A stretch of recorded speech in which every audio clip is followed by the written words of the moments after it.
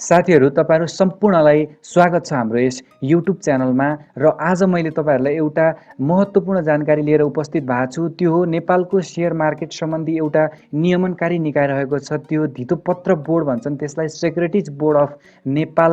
र कुनै पनि कम्पनीले शेयर निष्कासनको लागि उक्त बोर्डमा आवेदन दिन्छ र त्यसले भेरिफाई गरिसके पछाडि कम्पनीको फाइनान्शियल अवस्था कस्तो छ सम्पूर्ण डिटेल्स हेरेर त्यसलाई अप्रुभल दिइसके पछाडि मात्रै आइपिओ निष्कासन हुन्छ र उक्त नियमनकारी निकायमा चाहिँ 16 वटा कम्पनीहरूले आइपिओ निष्कासनको लागि आवेदन दिँदै पुगेका छन् र सेभनले पाइपलाइनमा राखेका 16 वटा कम्पनीहरू 5 करोड किता बराबरको आइपिओ चाहिँ नेपाली शेयर मार्केटमा अब भित्रिँदैछ। 5 करोड किता भनेको नेपाली शेयर मार्केटमा ठुलो मात्रामा हो। हामी सम्पूर्णले यसको लगानी गर्नुपर्छ। ती कुन कुन कम्पनीहरू हुन्, कति कति किता आउँदैछन् र 100 रुपैयाँमा आउने हो कि बुक बिल्डिङ मेथडबाट आउने हो कि प्रिमियममा निष्कासित हुने हो अथवा के हुने हो र कहिले आउने भन्ने विषयमा मैले भिडियो तयार पारेको छु। त्यसकारण भिडियो सुरुदेखि अन्तिमसम्म हेर्नुहोला र च्यानलमा पहिलोचोटि भिजिट गर्नुहुँदैछ, हाम्रो भिडियो पहिलोचोटि हेर्नुहुँदैछ भने कृपया हाम्रो च्यानललाई सब्स्क्राइब गरिदिनु होला र एउटा लाइक जरुर दिनुहोला। सबैभन्दा फर्स्टमा रहेको छ चन्द्रगिरी हिल्स लिमिटेड। मैले तपाईहरुलाई योभन्दा अगाडि पनि जानकारी गराइसकेको छु एउटा भिडियो मार्फत। चन्द्रगिरी हिल्स लिमिटेड भनेको धेरै नै राम्रो कम्पनी हो। भोलिको दिनमा यसले इनसाइड भ्याली र आउटसाइड भ्याली राम्रो मात्रामा परफर्मेन्स गर्छ। तपाईहरुलाई थाहा छ फन पार्क चन्द्रगिरी हिल्स हामी सबैभन्दा धेरै पर्यटक घुम्न जान्छौँ र अत्यन्तै चलेको लोकप्रिय ठाउँ हो। यसले भोलि नेपाली शेयर मार्केटमा राम्रो मात्रामा परफर्मेन्स गर्नेछ र यसले जम्मा जम्मी 18,40,910 किता चाहिँ आइपिओ निष्कासन गर्न गइरहेको छ। कम्पनीको ब्याकग्राउन्ड हेर्दाखेरि कम्पनी राम्रो भएको कारणले गर्दाखेरि यसमा हामीले 10 किता भन्दा धेरै अप्लाई नगर्दा नै बेटर हुन्छ र यसले चाहिँ बुक बिल्डिङ मेथडबाट आइपिओ निष्कासन गर्दैन। किनकि कुनै पनि कम्पनीले बुक बिल्डिङ मेथडबाट आइपिओ निष्कासन गर्नको लागि कम्पनीको एजिएम हुन्छ, एनुअल जनरल मिटिङ अर्थात् वार्षिक साधारण सभा। उक्त वार्षिक साधारण सभाबाट नै पारित भइसकेको हुनुपर्छ। प्रिमियममा निष्कासन गरे कि बुक बिल्डिङ मेथडबाट आउने कि केबाट आउने भनेर। बुक बिल्डिङ मेथड भनेको भर्खरै मात्रामा 2077 सालबाट लागू भएको अस्ति श्रावणतिरबाट। त्यस कारणले गर्दाखेरि त्यतिखेर बुक बिल्डिङ मेथड लागू भएको थिएन र यसले प्रिमियममा पनि निष्कासन गर्ने भनेको छैन र 100 रुपैयाँ मूल्य तोकेर गर्ने भएकोले यसले हामीले 100 रुपैयाँमै यसको सेयर चाहिँ अप्लाई गर्न पाउँछौँ। तपाईहरुले यो कुरामा ढुक्क हुनुहोस्, यसमा बुक बिल्डिङ मेथड लाग्दैन र कस्ता कस्ता कम्पनीहरूमा बुक बिल्डिङ मेथड लाग्दैन भन्ने कुरोको म बेग्लै भिडियो बनाएर हाल्दिनेछु। बुक बिल्डिङ मेथड के हो यावत सम्पूर्ण डिटेल्स मैले आगामी भिडियो मेरो त्यस विषयवस्तुमा केन्द्रित हुने रहेछ। र चन्द्रगिरी हिल्स लिमिटेडले इस्यु म्यानेजर चाहिँ ग्लोबल आर्मी क्यापिटल लिमिटेडलाई तोकेको छ र यसमा हामीले 1000 रुपैयाँको 10 किता भन्दा धेरै अप्लाई नगर्नु होला। दोस्रो रहेको छ हाम्रो सानिमा जेनरल इन्सुरेन्स लिमिटेड र सानिमा जेनरल इन्सुरेन्स लिमिटेडको कुरा गर्दाखेरि इन्सुरेन्स सेक्टरको हो यो कम्पनी र यसले चाहिँ जम्मा जम्मी 30 लाख किता आइपिओ निष्कासन गर्न गइरहेको छ र 30 लाख किता भनेको नेपाली शेयर मार्केटमा धेरै राम्रो हो र हामीले 10 किता भन्दा धेरै यसमा पनि अप्लाई नगरौँ र यसमा पनि 100 रुपैयाँको दरले 10 किता अप्लाई गर्दा हुन्छ। यसको प्रिमियममा निष्कासन हुँदैन, बुक बिल्डिङ मेथड लागू हुँदैन। बुक बिल्डिङ मेथड किन लागू हुँदैन भने सेभनले धितोपत्र बोर्डमा अहिले यसरी पाइपलाइनमा राखेका जति 16 वटा कम्पनीहरू छन्, जति मैले भन्दिन गइरहेको छु, ती कम्पनीहरू कुनै पनि कम्पनीमा बुक बिल्डिङ मेथड लाग्दैन। चाहे त्यो डिसोम होस् चाहे त्यो चन्द्रगिरी हिल्स होस्, यिनीहरूमा बुक बिल्डिङ मेथड लाग्दैन र यिनीहरूले प्रिमियममा पनि निष्कासन गर्नेमा एउटा रहेको छ, त्यो रुरु जलविद्युत परियोजना। र रुरु जलविद्युतले चाहिँ राम्रो पर्फर्मेन्स गरेको छ र कम्पनीको वित्तीय अवस्था हेर्दा राम्रो रहेको कारणले गर्दाखेरि रुरुले चाहिँ प्रिमियममा निष्कासन गर्ने भनेर कम्पनीले आफ्नो वार्षिक साधारण सभाबाट पारित गरिसकेको छ र अन्य सम्पूर्णको चाहिँ 100 रुपैयाँमा निष्कासन हुनेछ। त्यसकारणले हामीले 1000 रुपैयाँको 10 किता अप्लाई गर्दा बेटर हुन्छ। दोस्रो रहेको छ जेनरल इन्सुरेन्स कम्पनी लिमिटेड र जेनरल इन्सुरेन्स कम्पनी लिमिटेड भनेको पनि इन्सुरेन्स सेक्टरको हो र यसले पनि 30 लाख किता आइपिओ निष्कासन गर्न गइरहेको छ र इन्सुरेन्स सेक्टरमा अत्याधिक धेरै फाइदा हुने भएकोले इन्सुरेन्समा क्रेज हुन्छ, धेरै मात्रामा फर्म भर्नुहुन्छ र 1000 रुपैयाँको 10 किता भन्दा धेरै यसमा अप्लाई नगर्नु होला। त्यसै गरी अर्को कम्पनी रहेको छ इमर्जिङ नेपाल लिमिटेड र यो चाहिँ हाइड्रो पावर सेक्टरको होइन है। यो हाइड्रो पावर भनेर यसरी तोक्दिनँ म, किनकि नेप्सेमा सेभनले पनि यसलाई तोकेको छैन हाइड्रो पावर भनेर, र यो इमर्जिङ नेपाल लिमिटेड हो र यसको सेक्टर तोकेको छैन र यसले जम्माजम्मी 5 लाख किता आइपिओ निष्कासन गर्न गइरहेको छ र यसले इस्यु म्यानेजर चाहिँ एनआइसी एसिया क्यापिटललाई तोकेको छ र 5 लाख किता 100 रुपियाँको दरले आउने हुन्छ र 6 लाखभन्दा धेरै आवेदनकर्ता हुने भएकोले 1000 रुपियाँको 10 किताभन्दा धेरै यसमा अप्लाई नगर्नु होला। त्यसै गरेर अर्को कम्पनी रहेको छ सिभिल क्यापिटल लिमिटेड। यो भनेको मर्चेन्ट ब्याङ्क हो र यसले पनि 3 लाख किता आइपिओ निष्कासन गर्न गइरहेको छ। यो क्वान्टिटीको हिसाबले थोरै हो 3 लाख किता, र पनि ब्याङ्कमा मर्चेन्ट ब्याङ्कको आइपिओ निष्कासन हुन गइरहेको छ र कम्पनीले बेटर पर्फर्मेन्स गर्ला। आइपिओमा लगानी गर्दा घाटा हुँदैन, यसमा लगानी गर्दाखेरि राम्रो मात्रामा प्रफिट हुन्छ। त्यसकारणले गर्दा 3 लाख किता आउने भएकोले 1000 रुपियाँको 10 किताभन्दा धेरै यसमा अप्लाई नगर्नु होला र यसले इस्यु म्यानेजर चाहिँ नेपाल एसबिआई मर्चेन्ट ब्याङ्किङ लिमिटेडलाई तोकेको छ।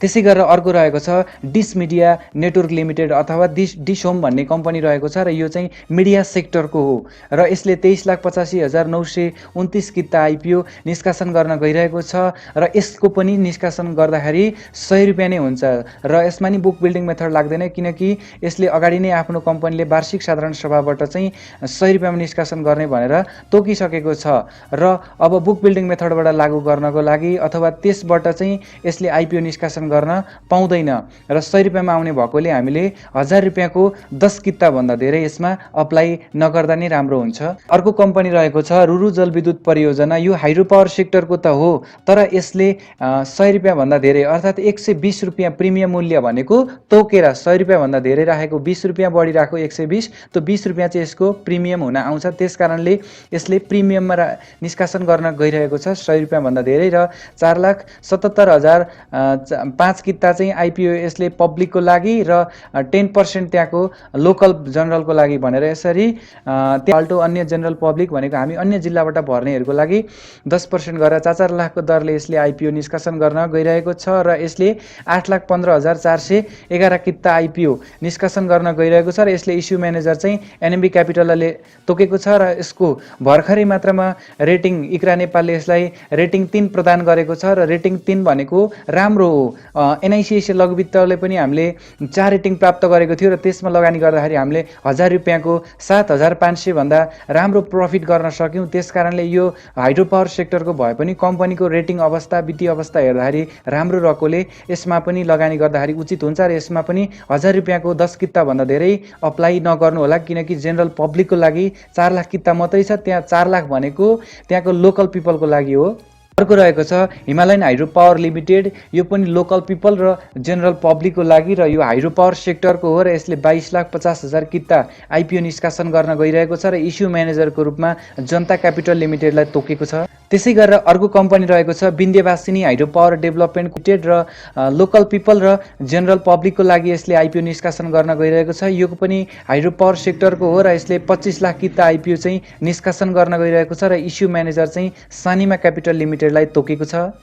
त्यसै गरेर अर्को रहेको छ शुभम पावर लिमिटेड र यसमा पनि जनरल पब्लिकको लागि अनसब्सक्राइब भएको योभन्दा अगाडि चाहिँ त्यहाँको लोकल पिपलको लागि अनसब्सक्राइब भएको 1,80,580 किता पनि जनरल पब्लिकको लागि जोडेर आउँदैछ र जम्मी 5,80,580 किता आइपिओ चाहिँ यसले निष्कासन गर्न गइरहेको छ र इस्यु म्यानेजर चाहिँ सिभिल क्यापिटल लिमिटेडलाई तोकेको छ।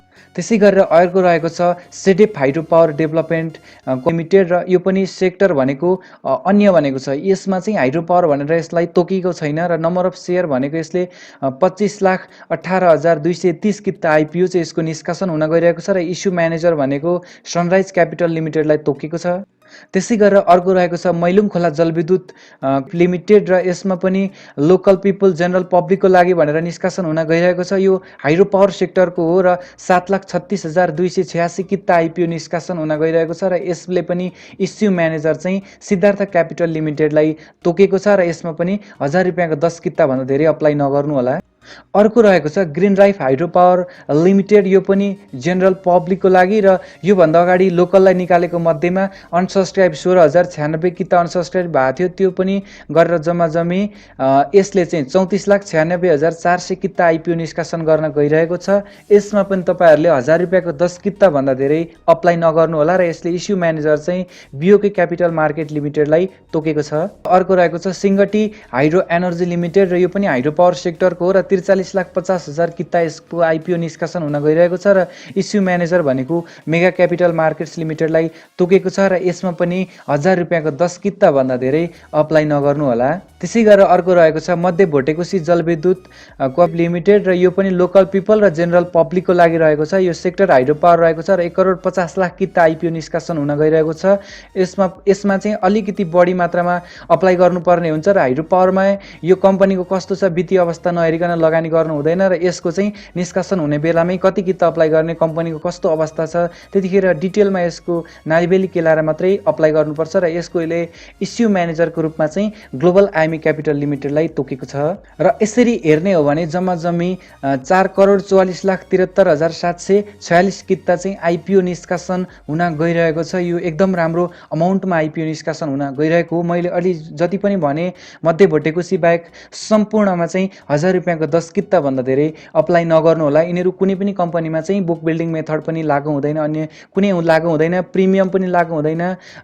जस्तो जे भए पनि यिनीहरूले 100 रुपियाँमा निष्कासन गर्ने भनेर कम्पनीले आफ्नो वार्षिक साधारण सभाबाट पारित गरिसकेको कारणले गर्दाखेरि र धितोपत्र बोर्डमा अलरेडी आवेदन दिइसकेको र पाइपलाइनमा परिसकेको भनेको अब निष्कासनको अन्तिम चरणमा परिसकेको कारणले गर्दाखेरि यसमा चाहिँ 100 रुपियाँको दरले 1000 रुपियाँको लगानी गर्नु होला सम्पूर्ण कम्पनीहरूमा मध्य भोटेकोसी बाहेकमा। र हाइड्रो पावरको चाहिँ लगानी गर्नुभन्दा अगाडि निष्कासन हुनुभन्दा 2-4 दिन अगाडि म डिटेल्स रूपमा हाल्नेछु र त्यतिखेर लगानी गर्नु होला। यी सम्पूर्ण कुराहरू चाहिँ अहिले पाइपलाइनमा रहेका छन्। जति पनि अहिले मैले भने 16वटा कम्पनीहरू, यी कम्पनीहरूको आइपिओ चाहिँ अब पाइपलाइनमा रहेको छ र अहिले लकडाउनको कारणले गर्दाखेरि धितोपत्र बोर्डबाट चाहिँ सेयर निष्कासन, आइपिओ निष्कासन गर्नको लागि अहिले चाहिँ रोक गरेको छ। ब्याङ्कमा अत्यधिक भिडभाड भएको कारणले गर्दाखेरि कोभिडको कारणले र अब स्थिति लगत्तै सामान्य हुनसाथ आइपिओ निष्कासन हुने भएकोले मैले तपाईँहरूलाई यो जानकारीमूलक भिडियो तयार पारेको छु। यस्तै सेयर सम्बन्धी ताजा अपडेटहरूको लागि हामीलाई सब्सक्राइब गर्नुहोला, हामीसँगै टचमा रहनुहोला।